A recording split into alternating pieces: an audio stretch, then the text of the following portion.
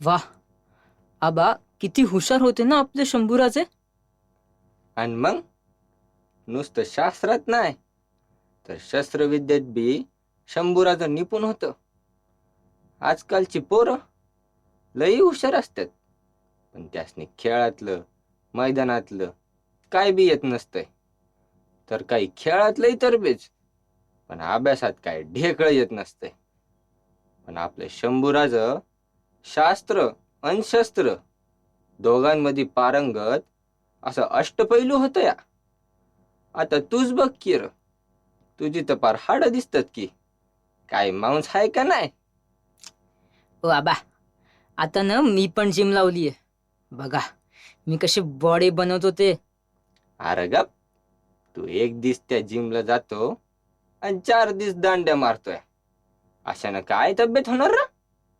आपल्या शंभूराजांकडे बघ जरा. शंभूराजांनी शरीर संपदा बी जोपासली. व्यायामाची आवड तर त्यासनी होतीच. त्याचबरोबर त्यांनी मलखांब, दांडपट्टा, घोडसवारी आणि तलवारबाजी बी शिकली.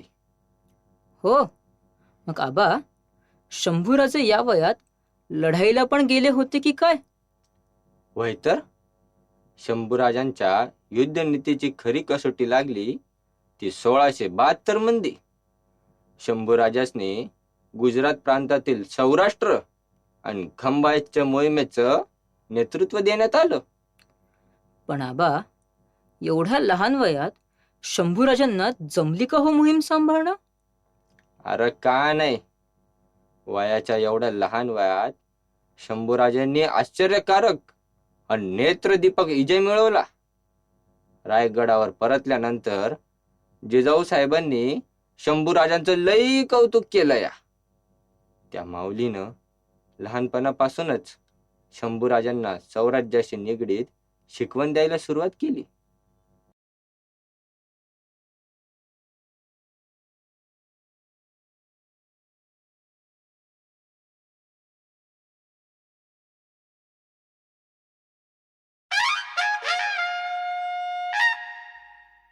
मुजरा आऊसाहेब. शंभूराजे, जी आऊसाहेब. आम्हाला फार आनंद होत आहे आणि खूप अभिमान वाटत आहे की तुम्ही गुजरात मोहीम फत्ते केलीत. तुमच्या आणि आबासाहेबांच्या आशीर्वादामुळेच आम्ही ही कामगिरी करू शकलो आऊसाहेब. शाब्बास. पण पण शंभूराजे, आता ही तर तुमच्या पराक्रमाची सुरुवात झाली. मात्र अजून तुम्हाला खूप पराक्रम करायचे आहेत. आऊसाहेब, तुम्ही आता पहाच, आम्ही आता आपला भगवा थेट दिल्लीत फडकवू. भले शाब्बास. पण एक गोष्ट नेहमी लक्षात ठेवा की हा भगवा फक्त ध्वज नाही, तर हा कैक जीवांच्या स्वाभिमानाचा अधिष्ठान आहे.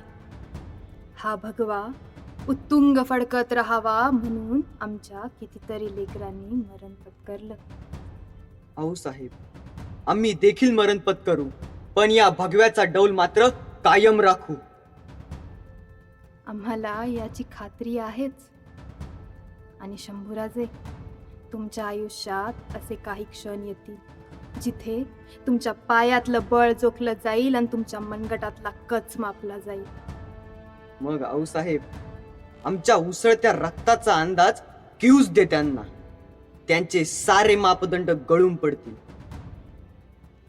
शंभूराजे, तुम्ही आता बच्चे नाहीत, तर शूराबांचे शूर छावे झाला आहात.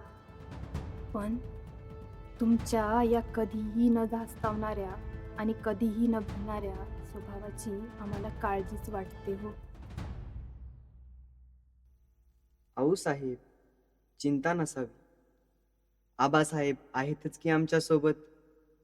शिवबा आहेतच, पण तुम्ही देखील गाफील राहू नका. कारण कारण ते राक्षसरूपी मुघल हे कधीही पाठीवरच वार करतात.